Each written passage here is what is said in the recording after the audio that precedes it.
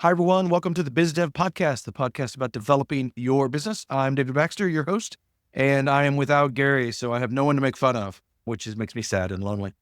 But more importantly, we are joined today by Michael Hoy, who is the CEO and co-founder of Atlas, who we'll ask about Atlas and all that good stuff in here in a minute. He's also an ex-Pendo person, so if you are in the Raleigh area, you will know what that means. Otherwise, we'll have to ask him. Welcome, Michael. Thank you for joining us, man. David, it's great to be here. Thanks for having me. So tell me about Atlas. I got to start there. That's your current love. Yeah, that's my baby right now. And Atlas is a B2B billing infrastructure software. We sell to mostly small SaaS companies and small to mid-size application layer AI businesses. And companies primarily use Atlas because we facilitate usage-based, outcome-based, action-based pricing without those teams needing to use their developers. So it's pretty plug and play to allow them to monetize their product in honestly any way that they want to.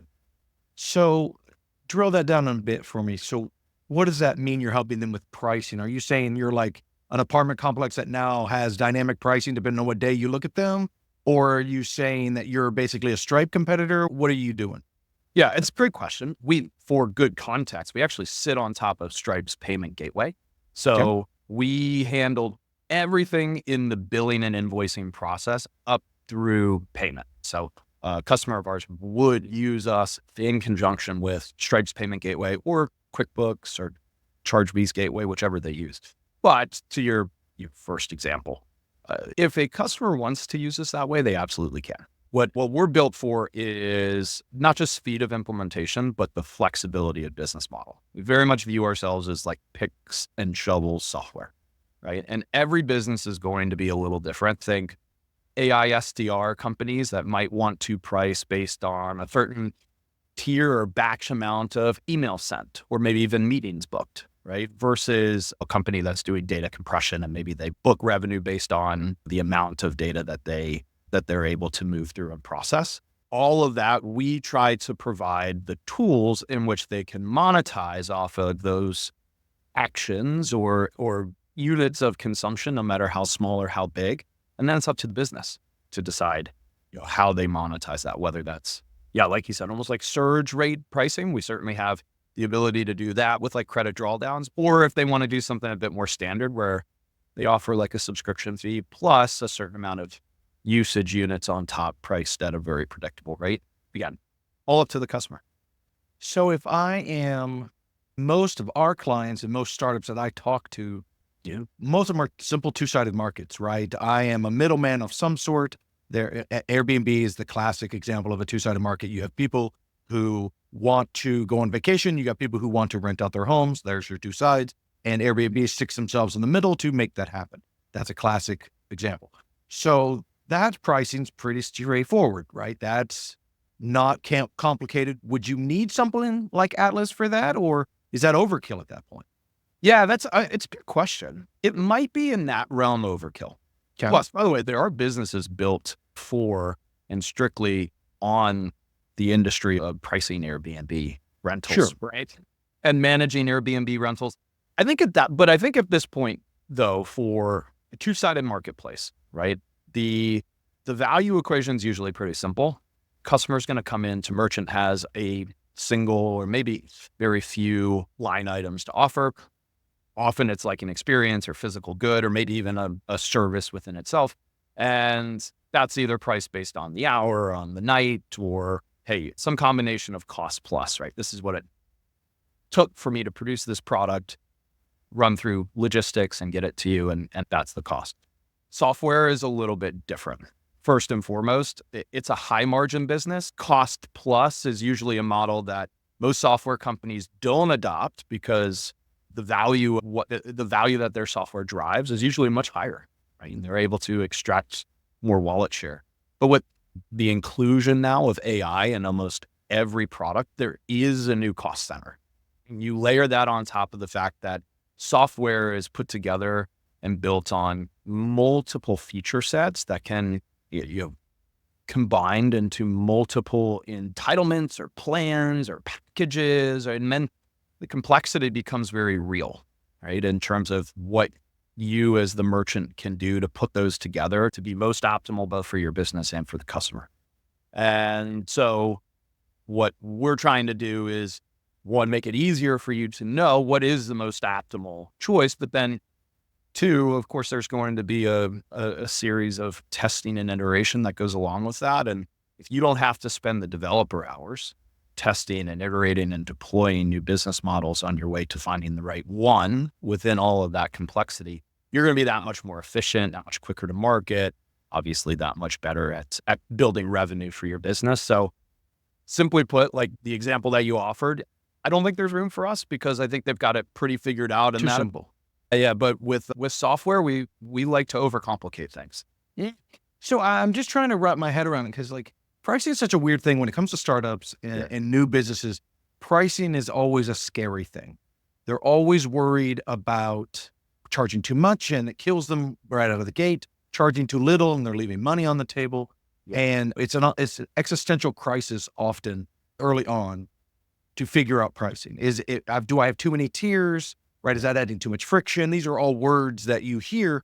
And what you're sounding like is your stuff we have a guy I mentored or advised who their startup was based on usage.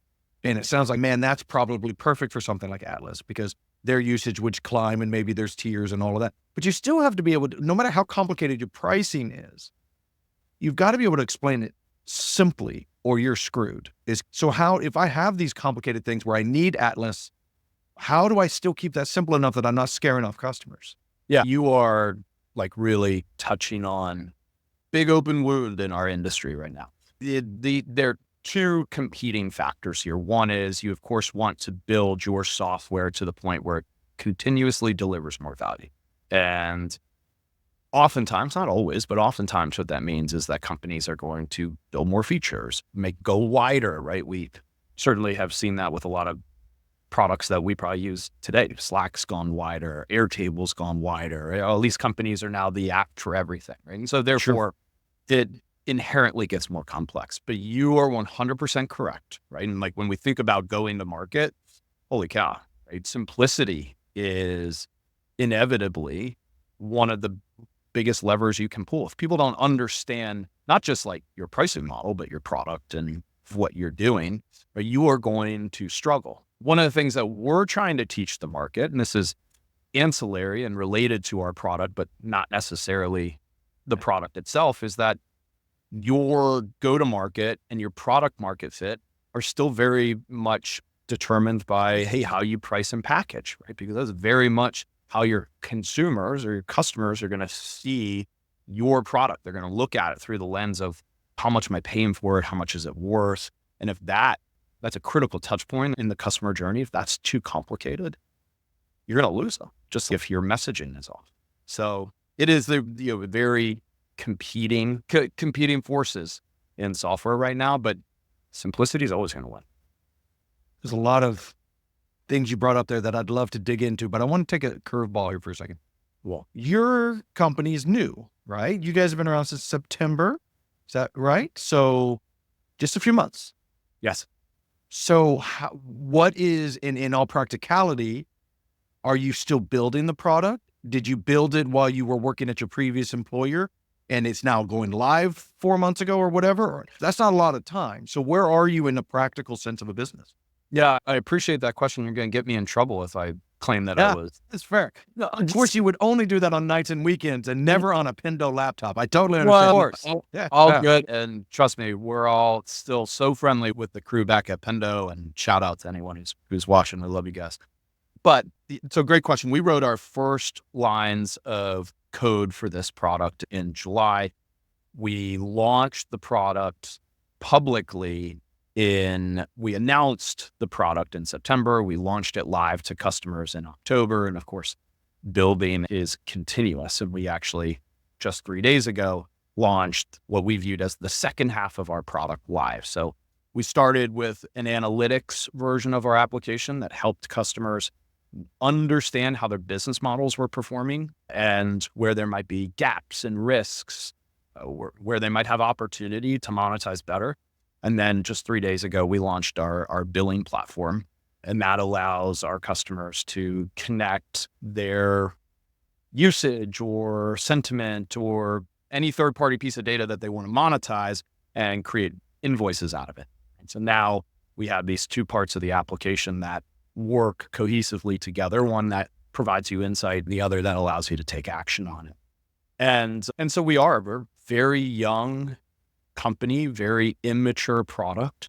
Think about it as the bare bones, only the necessities of what you would need to deploy usage-based pricing without your engineers. And right now we're in the process, and we're fortunate enough to have acquired early customers, and we're in the process of understanding, okay, what's the next phase? How do we learn from these customers and continue to build not just a product that delivers a ton of value, but is differentiated in the market?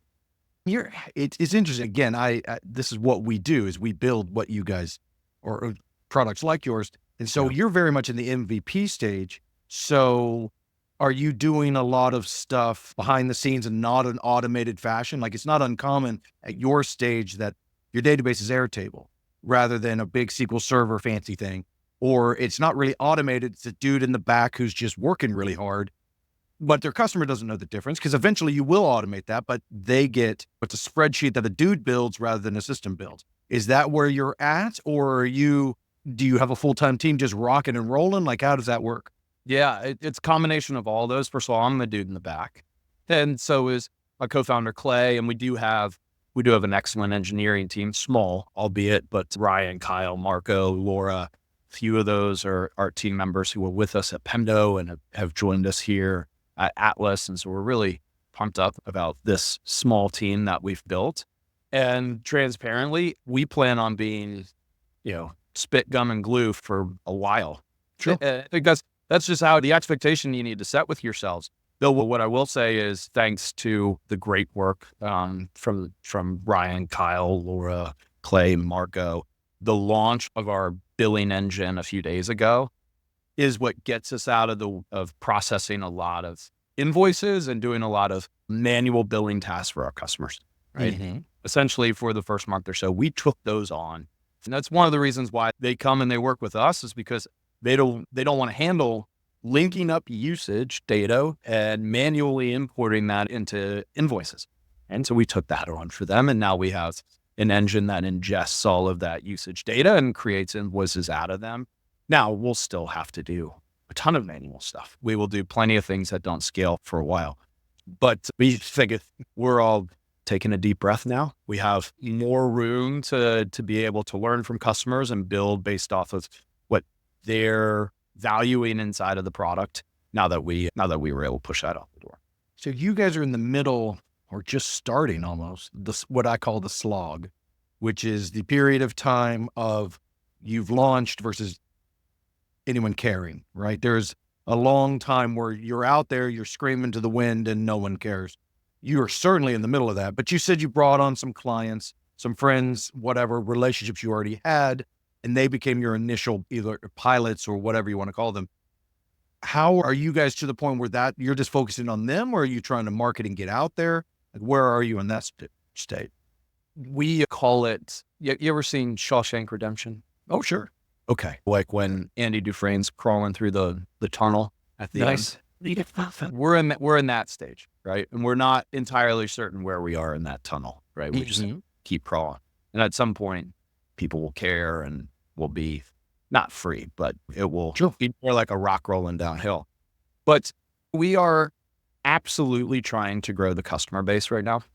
It is something that I believe is extremely important for an early stage company, is to go get as many repetitions as you can. And I do see value in like building with a single design partner, or focusing on the cohort that you have. I absolutely do. I just see more value in going and getting more repetition, speaking with more companies, honestly, like losing more, giving yourself the opportunity to lose 80 times instead of 40 times, because that's double the amount of learning that you would have had otherwise. And so while we honestly probably are bursting at the seams from how we're supporting customers right now, Nothing is going to be more valuable than the learning, especially here early on, of going and acquiring more customers, losing in deal cycles, and figuring out how to actually build our growth engine, our flywheel, just a little bit better. So here's an ugly question for you. I am running a startup, moderately successful, and I need you, right? I've been doing this the hard way. I am your ideal customer, but I've been doing this longer than you have. So how are you going to convince me that you're better at pricing and managing and invoicing than I am? That's tricky, right? Yeah, that's the whole trust build, right? And there's a guy, we learned this really well at Pendo. When I joined Pendo, I was one of Pendo's first go-to-market hires.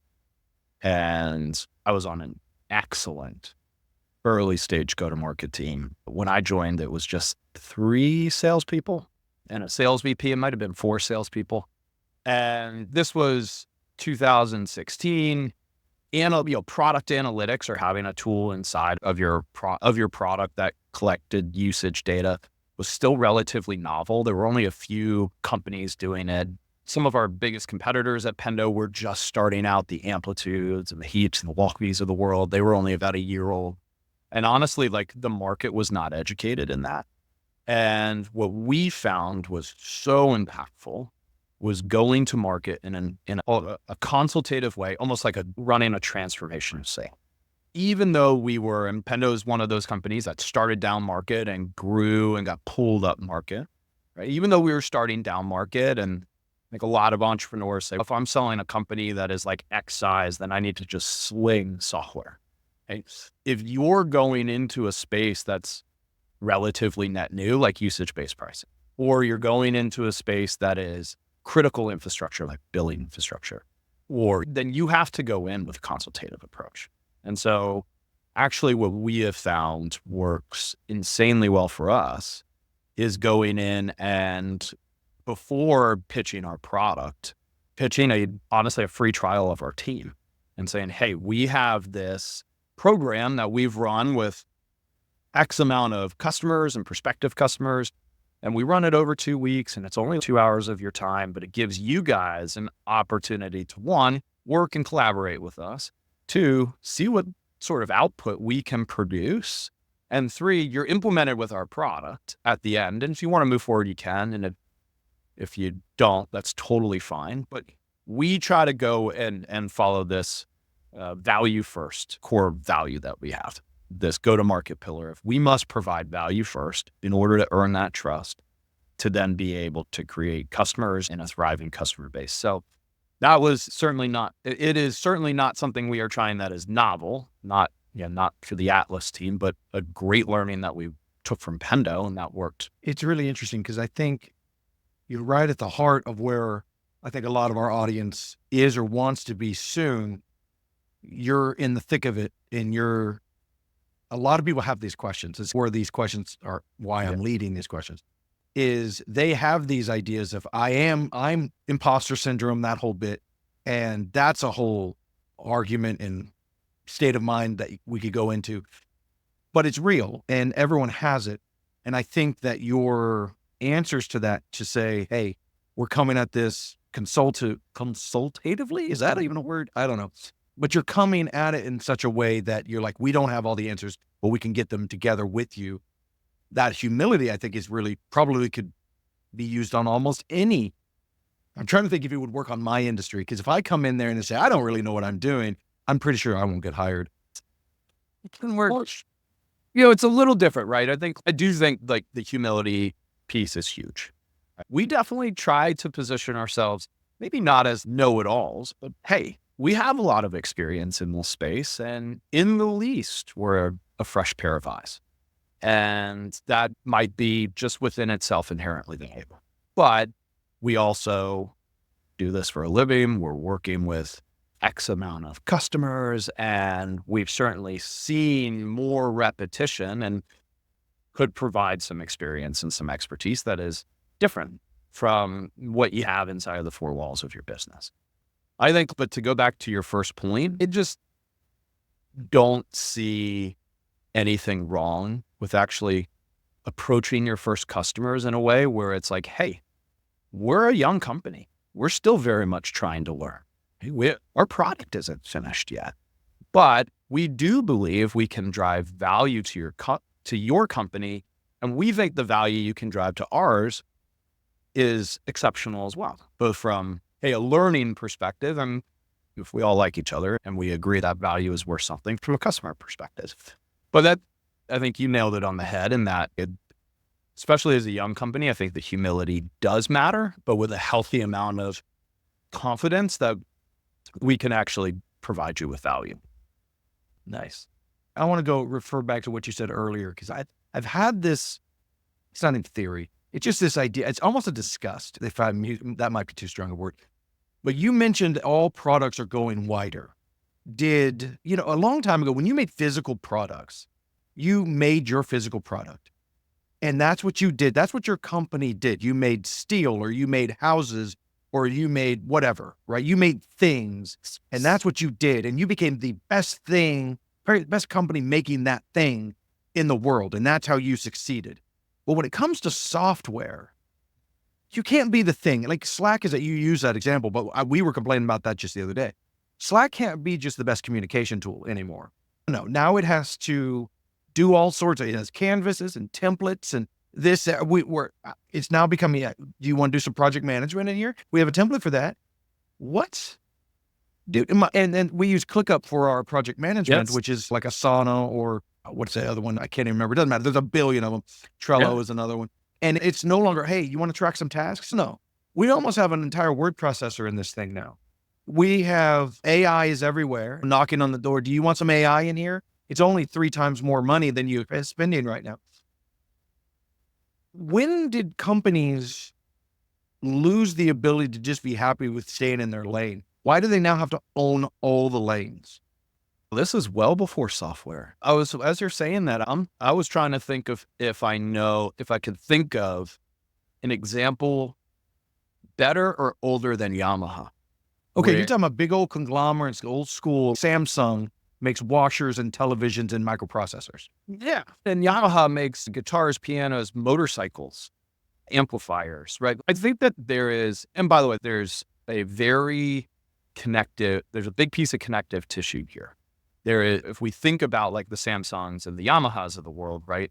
There is either some resource similarity or manufacturing process similarity that would allow those companies to say, hey, with this same assembly line formation, we can build guitars along with our pianos, or with this same set of physical resources, we can build engines and the full motorcycle, and believe it or not, airplanes.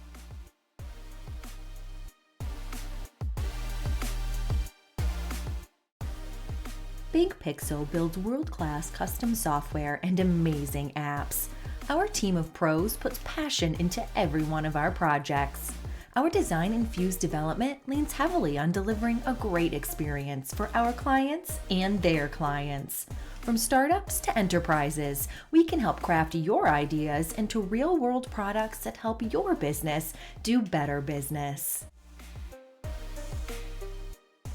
And the same thing, became very big. You probably started to read a lot about it in 2022, but it was really more of a byproduct of the zero interest rate era and a lot of VC money flooding into the space, and pre-COVID and then post-COVID. But it's the same sort of idea where a software company looks at almost like their customer base is bowling pins, right? And says, hey, we now hit the front bowling pin with our single product. We can hit the second bowling pin, which might be a new customer base with that same product, or we can attack the bowling pin to the right with just a slightly different product to the same buyer. What ends up happening is you continue to branch out. And what you have now is you have platforms, right? You no longer have point solutions, you have platforms. Now, what I'm excited about is I see actually this platform mentality coming into play, but becoming very verticalized, very industry specific. And I do think that this is like the happy medium, right? Where I think a platform is really valuable in software because the more integrated workflows and technology are with each other, the more value those, whether it's a software or hardware, the more valuable those things are going to be together. But to your point, like when we as a company try to serve multiple masters, we will 100% go a mile wide and an inch deep. But when we have a single industry that we're serving, and by the way, I'm talking out of both sides of my mouth because Atlas does not serve a single industry. Sure. But it is a theme inside of software that I'm very excited about, is beginning to get a lot more traction. A lot of great entrepreneurs who know how to run, really solid businesses are coming into underserved verticals and building platforms for those verticals where technology is connected, but they are serving single type businesses and they're going really deep with the value that they can drive. But you can almost predict, using project management as an example. These guys bloat, they turn into these massive things that you buy it and you're like, I'm not using 80% of this thing, so I'm obviously overpaying. Yeah. And then so some upstart comes on and say, look, all we do is project management. That's it. That's all we do. And then they start the drive again. That's all ClickUp did, right? We're not Jira. We're not doing all this crazy stuff. We do this one thing. We do it really well. Oh, wait, we also want to do this. And then now they're the Jira of this generation. And now an upstart comes, right? Yeah. Photoshop, perfect example. Photoshop has been the same for 20 years and they just keep slapping more on it. Microsoft Word, another example. It does what it does and it gets bloated and then an upstart tries to come in and take it. Yeah, it is. It's interesting because it's almost like a very predictable product life cycle. And I wonder if there is some sort of circuit break, right, that can happen there. The exact opposite. And I have a lot of respect, and I mentioned them on the podcast a few weeks ago, I think, is Nintendo. Yeah. Nintendo, everyone asks why people don't buy Nintendo. It's because Nintendo doesn't want to be bought. They know exactly who they are. They know exactly what they do, and they're not doing anything else. And you cannot throw enough money. They're rich enough. They're wildly successful, right? But they do what they do. They make weird video games and weird video game machines, and people love them. Now, that doesn't mean they don't license their junk all over the place. You can find a Mario everything, right? But Nintendo does what Nintendo does. And I think that's admirable because they're like, we are going to crush our competition. And you can talk about Microsoft, you can talk Sony, none of them touch when it comes to just love and loyalty, Nintendo. No one comes close. Now they're bigger companies for sure, but not when it comes to what they do. Legos are another great example. Great example. I don't know my favorite business of all time is Costco. Okay. Yeah. And it may not look like it on the surface, but that company has made very slow tweaks and iterations to their business over the last 80 years. Now, it's only been Costco for 40 years, right? But it went through different names and phases and ownership. But for instance, they had the ability, had signed the ability to go build shops and stores in China 20 years ago. And they only just started this year. One of these companies that if you dive deeper into, you realize, hey, maybe it feels like they do a lot of everything, but very slowly do they tack these things on in a very intentional way because their business model hasn't changed, right? And their business model has been the same since the beginning, their inception. And that I think is really cool too. I don't know. I think software, and you can see the big boys when you get to the Amazons and Microsofts and even Apple's relatively constrained, even though they're the largest company in the world, except I don't know if NVIDIA has beaten them recently. That makes no sense to me. That's a different conversation. But like Microsoft is like, I have to own all of this stuff. They're almost like the GE of our generation where we make everything, but eventually those usually fall apart. Yeah. Yeah. And so far that hasn't happened in tech land, but we'll see. But you extend your time preference and it could. Look, I think there's a good hypothesis here to go look back, and GE is a really great example. I think of a company that I have not studied this, so take what I say with a grain of salt. But I think you could go in and study that company with the hypothesis that going too wide hurt them. There's this great, I believe it was Clayton Christensen, is it Clayton Christensen? No, it's Jeffrey Moore, who has the hedgehog theory, right? And when you decide what you're going to do next, it's got to fit within the, confines of, Oh, is that that's in Good to Great, isn't it? Yeah. What is it? and what that allows you to do is expand, but go deep. And I Yeah. think to your point, and this is probably what you and I are itching at, is so many do not adhere to the hedgehog theory. And we're this and this and this and this and this and this and this. And because of that, and you see it in I don't know if you've ever seen the posts on LinkedIn where, you get these everything apps and it shows how they would message like upon launch. And then like 2 years later, and then 2 years later, and all of a sudden, 10 years later, the messaging is so, Yeah. it's just, you should use Slack because why not? Because you got to, And that's, what do I use it for? It's whatever you want. Right? what do you want to do? Yeah. What do you, yeah. exactly. Where it was like, when it first came out, it was like, I can't remember what The email killer. when it was the email. Yeah. Right? They were the email killer. Exactly. And then they backed way off of that because they realized email's never going to die. Never does. It's so interesting how, and this is a totally different subject, but it's so interesting. Some technologies just will never die. Email I don't believe will ever die, even though there's got to be a better way to do it. And everyone thinks that. There's got to be a better, I hate it. Everyone hates email. I get 5,000 a day. But when it comes down to it, nothing comes close. It's how you communicate. Now, I will say, and we live on Slack, and Slack dramatically killed email internally, right? I have no reason to email my people, right? That's just not a thing. But once I leave my little bubble, that's it. That's the only thing I can do is email. Yes.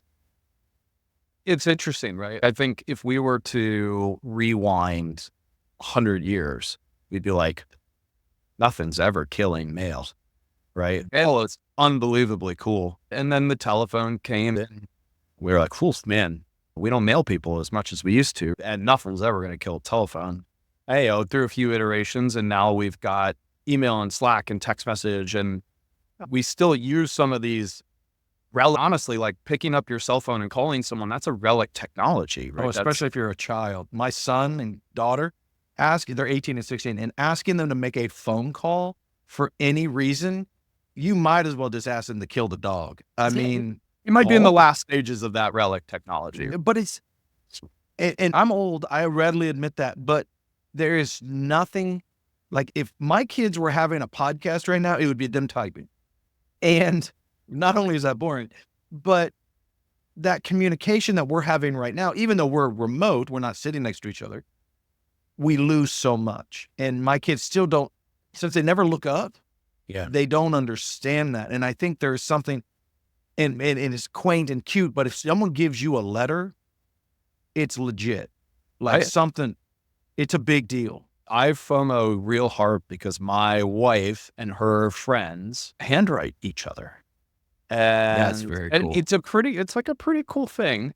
And I don't know why, because it's not just that. She just gets more mail than I do. And every time I go out to the mailbox, it's a driving pang of FOMO. I'm like, come on, man, where's all my mail? I'm trying to think the last time I got mail from a human to me. That wasn't like a wedding invitation.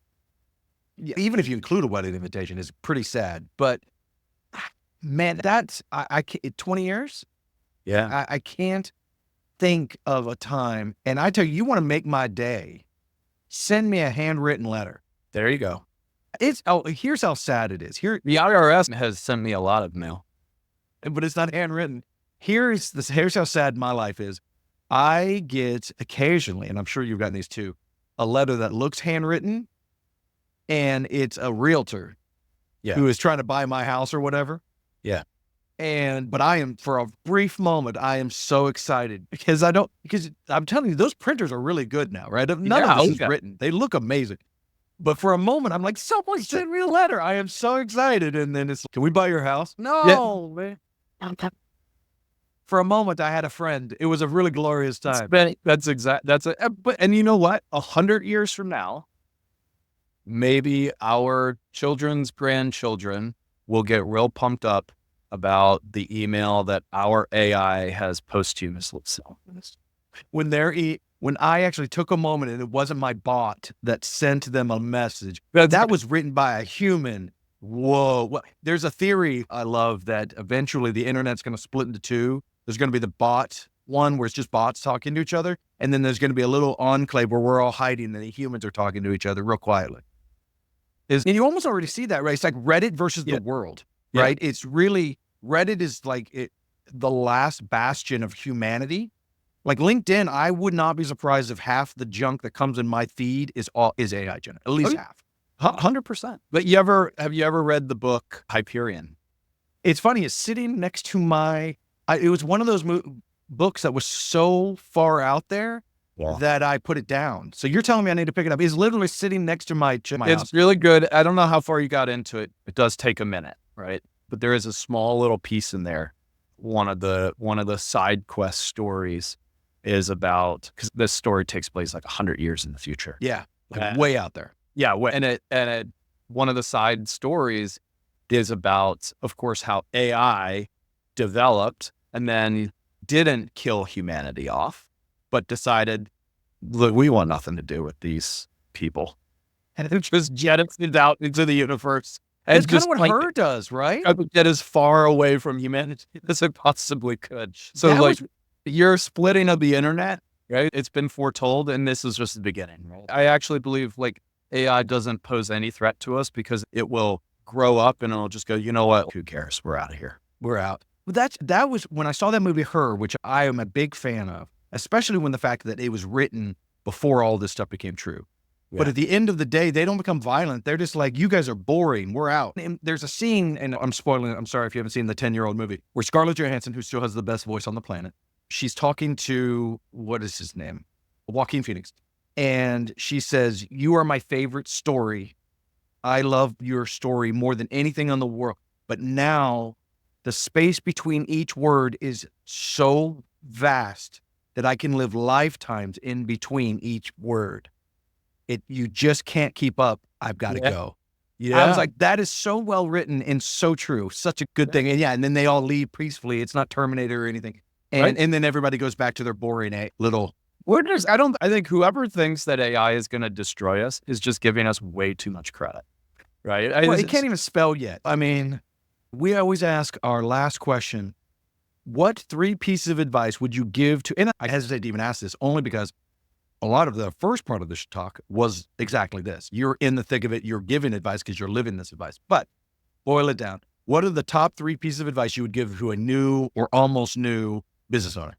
Yeah, I think one of the things we didn't touch on, we launched the product in September, October, but there was about 3 years before that where Clay and I, we didn't just ideate. Like, we actually got to the point where we were building products and had paying customers on them, but actively learning that it wasn't solving the most important thing inside of the business. And so if you're thinking about starting a company, or you're feeling very entrepreneurial and you've got that itch and you want to get out there, it was really difficult for Clay and I to be patient and to also look at the things we were constructing and building and to a certain extent selling, and be able to objectively say, this is not what we can do for the next 10 years. Not because we don't love it, 10 years, 20 years, not because we don't love it, but because it's not needed. It's wanted, but it's not needed. Mm-hmm. And by the way, I think that is a process that you continue to go through. Let's say you find something that is needed, you have to continue to find the things that are needed or shift that as your customer base shifts. But I would say, as best as you possibly can, look at your project or idea or even young business through the lens of, is this needed? And the only way to learn that is to talk to as many potential customers as you can and ask them, how much would you pay for this? And inside of your top 3 things that the company must solve for, is this one of them? Right. And if it's not, you got to be okay with moving on and trying something different, or putting your investigator hat back on and doing some discovery around, okay, what does my set of customers need, or where is that intersection of need with the passion that I have?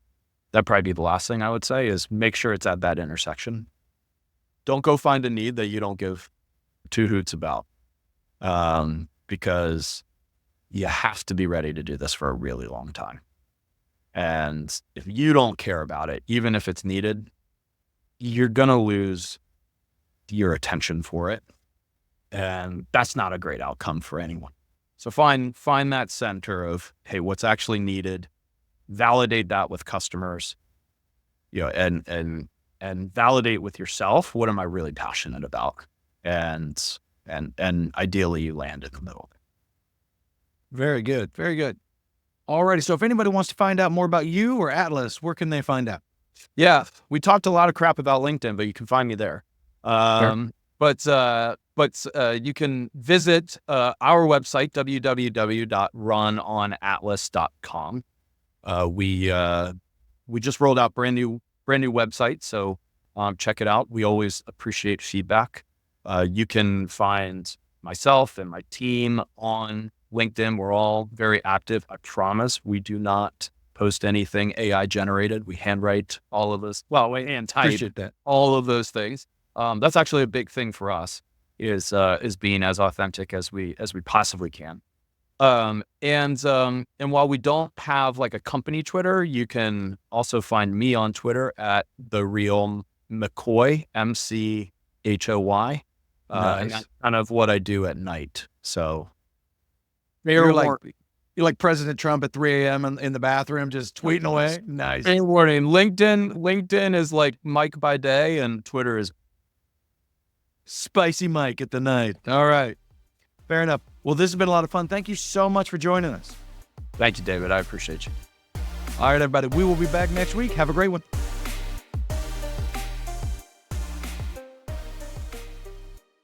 Hi, I'm Christy Pronto, Content Marketing Director here at Big Pixel. Thank you for listening to this episode of the BizDev Podcast.